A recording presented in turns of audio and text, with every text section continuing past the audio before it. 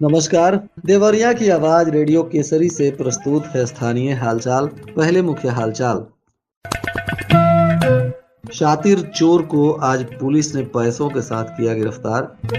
गो तस्कर को भी पुलिस ने पकड़ा। 25,000 क्विंटल गेहूं के बीज का हो चुका है वितरण। जमीन के नाम पर 12 लाख की धोखाधड़ी करने वाले सेवानिवृत्त पुलिसकर्मी पर केस दर्ज। 3.5 लाख मतदाताओं ने नहीं कराई मैपिंग, नोटिस किया जाएगा जारी। स्थानीय हालचाल के इस अंक के साथ मैं निकेत मिश्र। अब हालचाल विस्तार से। पुलिस अधीक्षक के निर्देशानुसार तरकुलवा पुलिस ने चोरी के एक मामले में आरोपी को गिरफ्तार किया है। बताया जा रहा है कि अभियुक्त अशोक कुमार गुण पुत्र जवाहर गुण, जो पीपरा मदन गोपाल थाना रामपुर कारखाना का निवासी है, मुखबिर की सूचना पर ओज्वलिया मठिया महावल मोड़ के पास से इसे पुलिस ने गिरफ्तार कर लिया। इसकी मोटरसाइकिल भी जब्त की गई है। बताया जा रहा है कि आरोपी के पास से चोरी किए गए 35,325 रुपए भी पुलिस ने जब्त किए हैं और अब इस पर आगे विधि सम्मत कानूनी कार्रवाई की जा रही है। बताया जा रहा है कि आरोपी मोटरसाइकिल से घूम घूम कर तरकुलवा क्षेत्र में कुल 5 दुकानों से चोरी की घटना को अंजाम दिया था और इसी मामले में इसको पुलिस ने अब गिरफ्तार कर लिया है। इधर बरहज थाना की पुलिस ने भी एक गो तस्करी के आरोपी को गिरफ्तार किया है। बताया जा रहा है कि पशु क्रूरता निवारण अधिनियम के तहत फरार वांछित अभियुक्त मुकेश यादव पुत्र अशोक यादव, जो रीवा सुल्तानपुर थाना फूलपुर जनपद आजमगढ़ का निवासी है, इसे पुलिस ने मुखबिर की सूचना पर बेलटाड़ मोड़ के पास से गिरफ्तार कर लिया है और अब इस पर आगे की कार्रवाई की जा रही है। इधर मुखबिर की सूचना पर एक वांछित अभियुक्त को भटनी पुलिस ने भी गिरफ्तार किया है। गिरफ्तार आरोपी प्रदुमन शर्मा पुत्र दीनानाथ शर्मा, यह भटनी के बनरही का निवासी है। इसको देवरिया के मणिनाथ इंटर कॉलेज नोना पार्क के मंदिर के पास से पुलिस ने गिरफ्तार किया है। इस आरोपी पर पहले से एक मामला दर्ज था जिसमें यह फरार चल रहा था। अब इसे गिरफ्तार कर पुलिस इस पर कानूनी कार्रवाई कर रही है।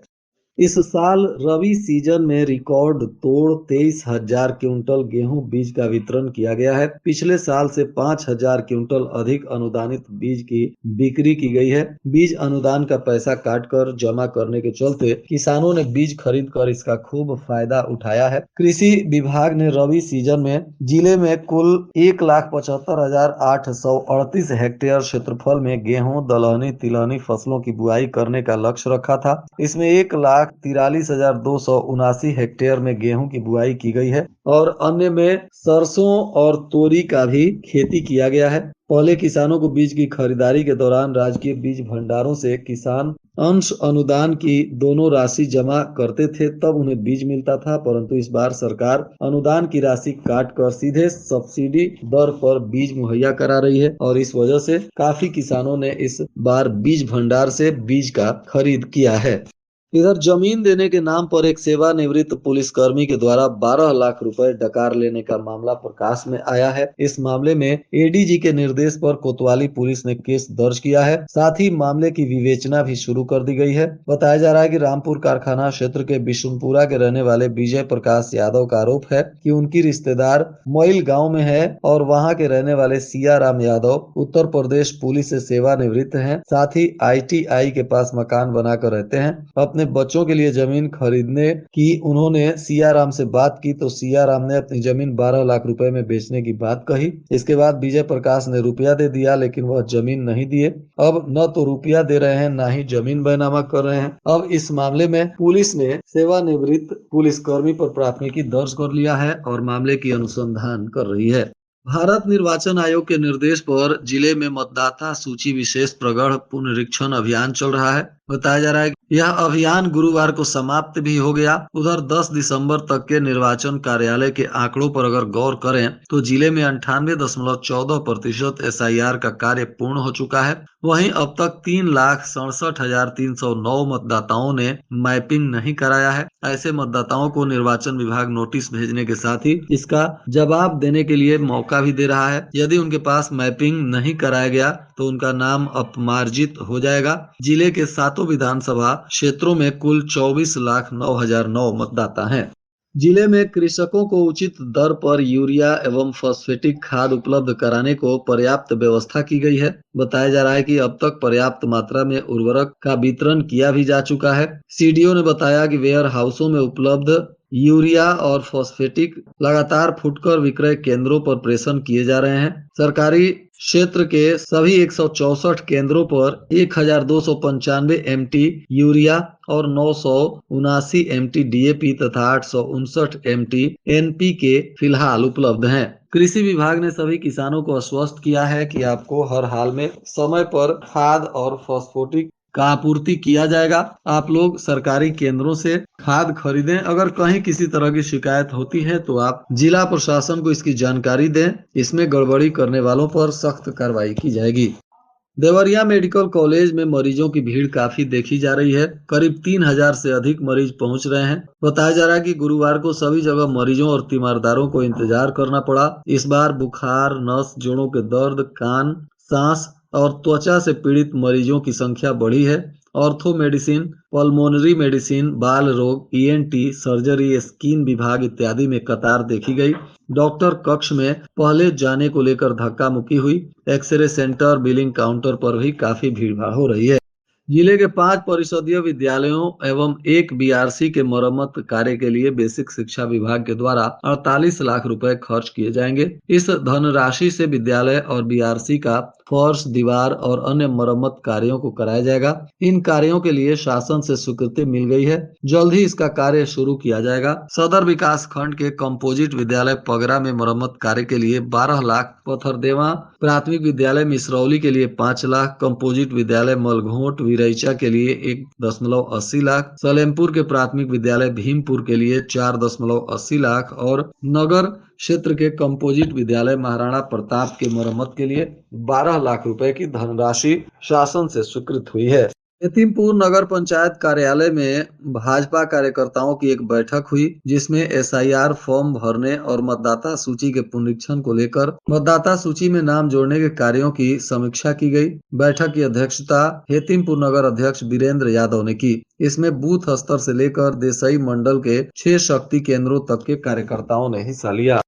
सलेमपुर उपनगर स्थित ओवर ब्रिज पर अप्रोच धंसने से दुर्घटनाओं की संभावनाएं बढ़ गई हैं। बावजूद इसके अब तक किसी जिम्मेदार अधिकारी का ध्यान इस तरफ नहीं गया। उपनगर के हरैया की तरफ से ओवर ब्रिज पर चढ़ते समय सड़क के बाईं तरफ रेलिंग के समीप अप्रोच करीब 6 फीट धंसने से गड्ढा बन गया है और इससे ट्रक और भारी वाहनों के फंसने और पलटने का जोखिम बढ़ गया है। अभी कुछ महीने पहले भी इसी स्थान के ठीक दाहिने तरफ भी लगभग 6 फीट अप्रोच धंस गया था। इसकी जानकारी होने पर प्रशासन ने ईंट का रोड़ा डालकर अस्थायी रूप से मरम्मत कराया था, लेकिन अस्थायी समाधान न होने के कारण समस्या दोबारा उत्पन्न हो गई।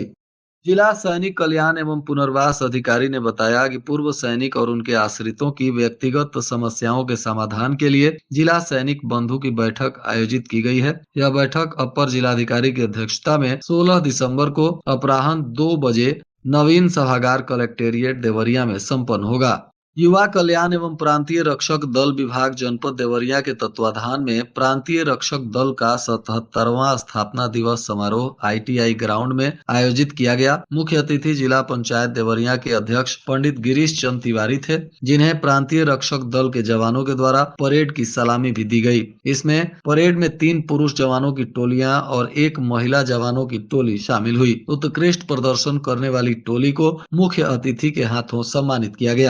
मुख्य पशु चिकित्सा अधिकारी डॉक्टर अरविंद कुमार वैश्य ने बताया कि प्रदेश में शीत ऋतु का दबाव बढ़ गया है। आने वाले दिनों में तापमान में और गिरावट की संभावना है। ऐसे में पशुओं को ठंड से बचाना अत्यंत आवश्यक है, क्योंकि शीतलहर के प्रभाव से दूध उत्पादन में कमी, बच्चों की वृद्धि में रुकावट और लापरवाही होने पर पशु की मृत्यु तक की भी आशंका रहती है। अधिकारियों ने पशुपालकों से अपील की है कि पशु और पक्षियों को खुले स्थान पर न रखें, बल्कि उन्हें घिरे हुए तथा शेड वाले स्थानों में सुरक्षित रखें। रोशनदान, दरवाजे और खिड़कियों को टाट या बोरे से ढककर ठंडी हवा का सीधा संपर्क रोक देना चाहिए। गन्ना किसानों को फसल की कटाई, गुड़ाई और ढुलाई के लिए मजदूरों पर निर्भर रहना पड़ रहा है। पशुपालकों की संख्या में कमी के कारण यह स्थिति उत्पन्न हो गई है, जिससे कटाई और ढुलाई में देरी हो रही है। किसानों का कहना है कि पहले पशुपालक ही खेतों में गन्ने की सिलाई, गुड़ाई और ढुलाई का काम करते थे, परंतु अब गन्ना किसानों ने बताया कि पशुपालकों की कमी के कारण अब उन्हें मजदूरों का सहारा लेना पड़ रहा है। उत्तर प्रदेश सरकार ने इस वर्ष गन्ने का भाव 400 रुपए प्रति क्विंटल निर्धारित किया है। इसके साथ ही किसानों को पर्ची का भुगतान भी समय पर किया जा रहा है। और आज के मौसम का तापमान देवरिया में न्यूनतम 12 डिग्री सेल्सियस और अधिकतम 24 डिग्री सेल्सियस रहने की संभावना है। अंत में मुख्य हालचाल एक बार फिर। शातिर चोर को आज पुलिस ने पैसों के साथ किया गिरफ्तार। 2 तस्कर को भी पुलिस ने पकड़ा। 25,000 क्विंटल गेहूं के बीज का हो चुका है वितरण। जमीन के नाम पर 12 लाख की धोखाधड़ी करने वाले सेवानिवृत्त पुलिसकर्मी पर केस दर्ज। 3.5 लाख मतदाताओं ने नहीं कराई मैपिंग, नोटिस किया जाएगा जारी। इसके साथ ही रेडियो केसरी से प्रसारित स्थानीय हालचाल का यह अंक समाप्त हुआ। नमस्कार।